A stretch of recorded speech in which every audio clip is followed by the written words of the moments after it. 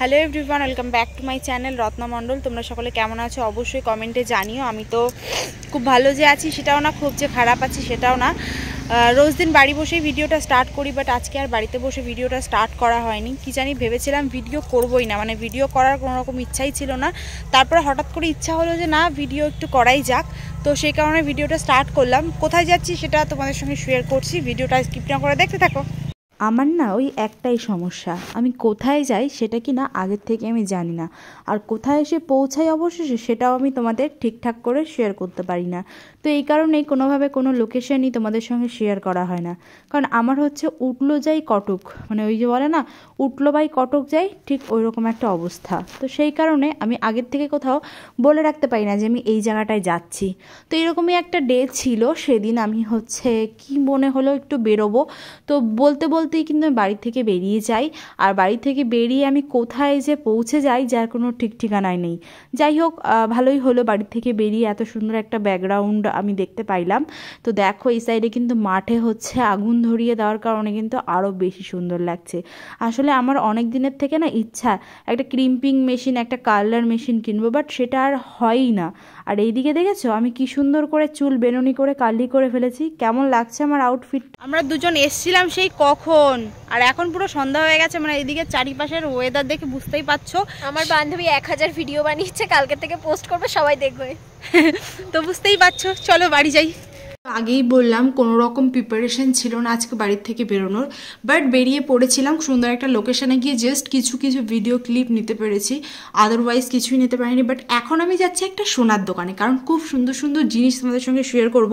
Finally আজকে আমি কী কিনছি সেটাও শেয়ার করবো, তাই স্কিপ না করে দেখতে থাকো। যা মারাত্মক ঠান্ডা পড়ছে, এই ঠান্ডার মধ্যে বাড়ির থেকে বেরোতে প্রচণ্ড ভয় করছে, বিশ্বাস করো। আমি তো না পারলে বেরোচ্ছই না। তো আমার মতন কারা কারা রয়েছে যে এই ঠান্ডার মধ্যে বাড়িতে বসে রয়েছে, কমেন্ট করে জানাতে কিন্তু ভুলো না। আসলে কি বলো তো, এতটা পরিমাণ ঠান্ডা কি বলবো, ঠান্ডাতে কিচ্ছু ভালো লাগে না। আর এদিকে দেখো যেমন ঠান্ডা ঠিক তেমনই অন্ধকার। আসলে অনেক দিন ধরে ভাবছিলাম একটু সোনার দোকানে যাব, ফাইনালি যাচ্ছি। আর বহু দিন পর টোটোতে উঠে বিশ্বাস করো অনেকটা মজা লাগছে, কারণ আমি তো এখন আর ঠিকঠাক টোটোতেই উঠি না, টোটোতে ওঠাই হয় না, কখনোই উঠি না। তো হঠাৎ করে যখন টোটোতে উঠলাম, বিশ্বাস করো মনটা পুরো জুড়িয়ে গেল, কারণ টোটোতে তো আমার ওঠাই হয় না।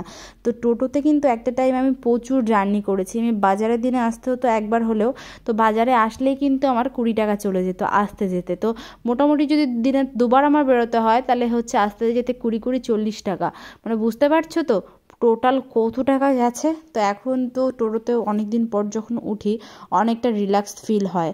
আর আমি দেখতে দেখতে বাজারে চলে এসেছি, বাজারে এসে তো পুরো বোকার মতন একটা কাণ্ড, আমি না মানে বুঝতেই পারছি না আজকে বৃহস্পতিবার নাকি আজকে হচ্ছে তোমার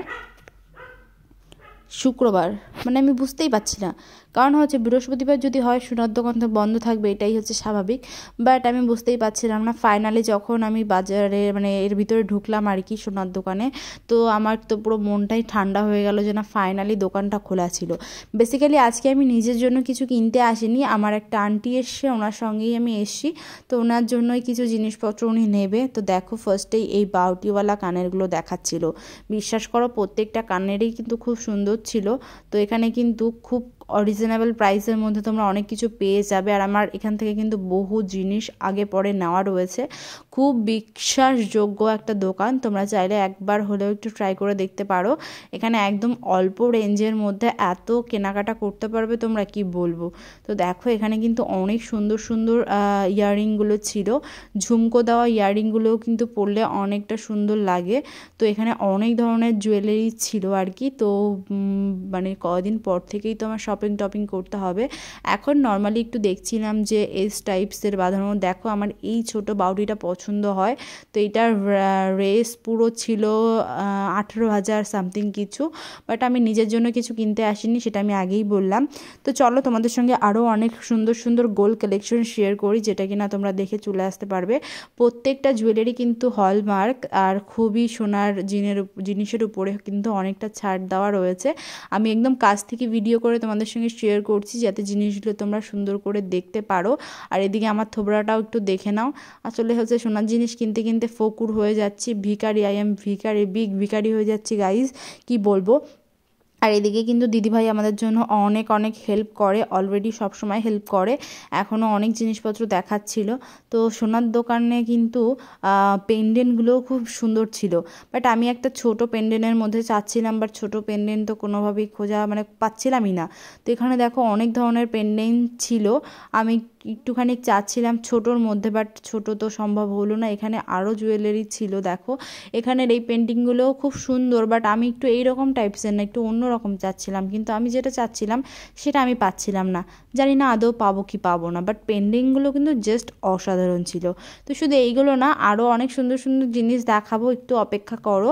আর তোমরা যারা যারা এই দোকানে আসতে চাচ্ছ অবশ্যই চলে আসো। এটা হচ্ছে এমডি জুয়েলার্স, আমাদের ঠাকুরনগর রেল গেটের একদম সাইডে। তোমরা চাইলে কিন্তু এখানে আমার ভিডিও দেখে যদি যাও, দিদিভাইরাও ডিসকাউন্ট দেবে, কারণ হচ্ছে এখানে কিন্তু অফার অল টাইমই চলে। আর এই বেলের কড়িগুলো জাস্ট দেখো কি সুন্দর, তাই না? এখানে তো একটা বেলের কড়ি আমার পছন্দ হয়ে যায়, খুব সুন্দর বেলের কড়িগুলো। আর এখানে কিন্তু আংটি শুরু করে শাখা বাঁধানো, পলা বাঁধানো, মানে একটা সোনার দোকানে যা থাকে যাবতীয় সব কিছুই কিন্তু এখানে তোমরা পেয়ে যাবে, তাও আবার রিজনেবল প্রাইসের মধ্যে। তাই আর দেরি না করে চলে যাও, আর গিয়ে কিন্তু লুটপুট করে সুন্দর সুন্দর জিনিসপত্র নিয়ে আসো। কারণ যা পরিমাণ সোনার দাম বাড়ছে, এই কারণে এই কথাটা বলা, কারণ কিছুদিন পর আরও রেজ বাড়বে, আরও দাম বাড়বে। তো সেই দাম বাড়ার আগে কিন্তু ঝটাপট করে নিজেদের স্পেশাল ডেতে সুন্দর সুন্দর গিফট কিনে নাও। তো এখান থেকে জিনিসপত্র কী কী নিলাম সেটা পরে একটা ব্লগে অবশ্যই শেয়ার করব। আমি তো এখন বাড়ির দিকে রওনা দিচ্ছি, আর গেটে দেখো কি ভিড়, মানে এত মারাত্মক ভিড় পেরিয়ে আমি ফাইনালি আসলাম স্টেশনে। আর এখন স্টেশনের উপর দিয়ে আমি ডিং ডিং করে বেড়াচ্ছি, মানে ডিং ডিং করে বেড়াচ্ছি না, মানে হেঁটে হেঁটে যাচ্ছি। কারণ আজকে বাড়িতে দুপুরবেলা রান্নাবান্না হয়েছিল না জানি না, আমি তো দুপুরে খাইনি। তো রাত্রে রুটি নিতে হবে, মা বলে দিয়েছে ঠান্ডার মধ্যে রান্নাবান্না আজকে হবে না। তো এই কারণে কিন্তু রুটি আনতে যাওয়া। দেখতেই পারছো প্ল্যাটফর্মে একটা মানুষও নেই সেইভাবে, কারণ যা পরিমাণ ঠান্ডা পড়েছে। আর এখন আমাদের ঠাকুরনগর হয়েছে নাকি অল ওভার ওয়েস্ট বেঙ্গলে আমি জানি না, আমাদের এখানে কিন্তু এখন গ্যাসে কোনো রকম স্টেশনের নিচে কিছু হবে না, যা হবে সব চুলার আগুনে। তা আগুনের সাহায্যেই সব কিছু রান্নাবান্না করতে হবে, সেই কারণে কিন্তু বেসিক্যালি অনেকটা প্রবলেমই হয়, অনেকটা লেট হয় আর কি। আর এদিকে আমার সঙ্গে যে আন্টি গেছিলো, সে বাড়ির জন্য কিছু শপিং করে নিল, মানে শপিং বলতেই কেনাকাটার টুকটাক জিনিসপত্র যেগুলো দরকার তাই। এবার আমরা বাড়ির দিকে রওনা দেবো, কারণ অনেকটা লেট হয়ে গেছে, টোটোতে করে বাড়ি যাচ্ছি। আমার ভিডিওটা কেমন লাগলো তোমাদের অবশ্যই কমেন্টে জানিও, ভালো লাগলে লাইক কমেন্ট শেয়ার তো করতেই হবে। চ্যানেলে নতুন হলে চ্যানেলটাকে সাবস্ক্রাইব করে পাশে থাকতে হবে, আর পাশে থাকা বেল আইকনটা কিন্তু অবশ্যই প্রেস করতে হবে, যাতে সবার আগে আমার ভিডিওটা পৌঁছায় তোমাদের কাছে। সকলে ভালো থেকো, সুস্থ থেকো, গুড নাইট।